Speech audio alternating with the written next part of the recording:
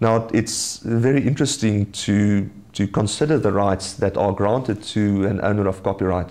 and to consider these and really look at what is given to the owner of copyright. Our Act provides for two different types of infringement. Firstly, direct infringement, and secondly, indirect infringement. Now, a direct infringement of a protected work will occur where any person without the authorization of the copyright owner performs certain acts, and we refer to those as restricted acts in terms of the Copyright Act. It's important to firstly realize with what type of work you're dealing with, as each type of work has its own restricted acts.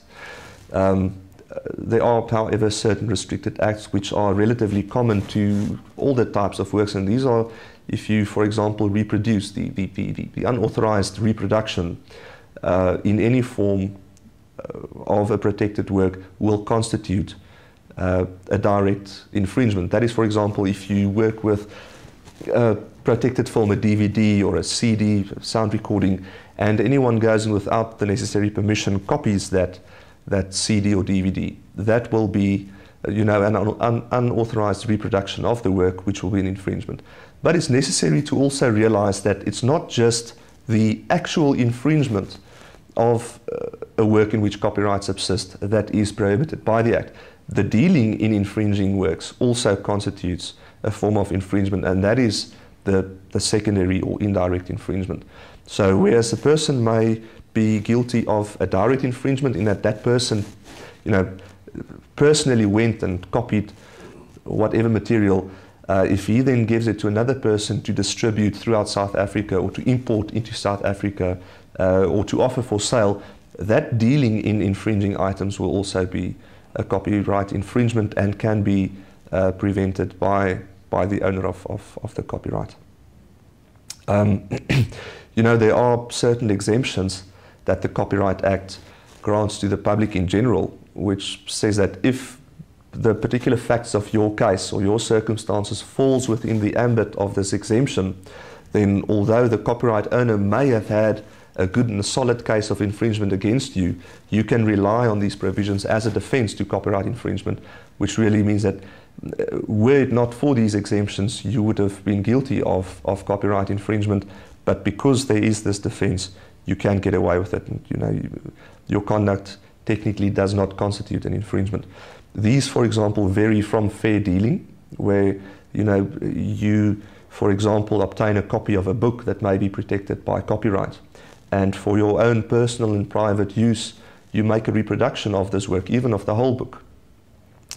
Certain circumstances like that, if it falls within the ambit of that defense, then such conduct will not constitute copyright infringement.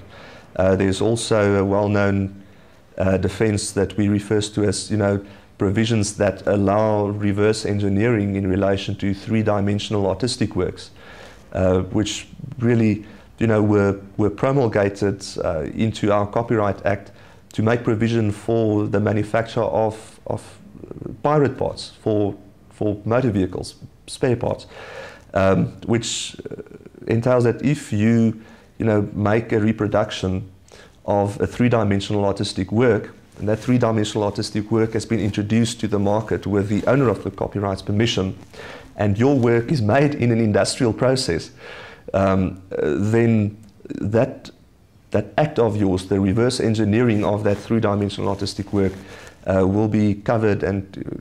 it would not constitute a form of copyright infringement. I think very importantly, it's to be noted that certain acts, certain types of infringement is also, where you may normally, obtain some form of a civil liability of copyright infringement, where the proprietor of those rights can stop you and can get claims of damages or orders for damages against you. Certain forms of copyright infringement also constitute criminal offences, in which case it is possible for someone to, as a result of that infringing conduct of yours in relation to the copyright protected work, can enable someone else to proceed against you in terms of the provisions of the Counterfeit Goods Act. Also, by virtue of your of your conduct being a criminal offence, it's possible that the state can criminally prosecute you. We have seen this in cases where, you know, people have made pirated copies of DVDs and sound recordings.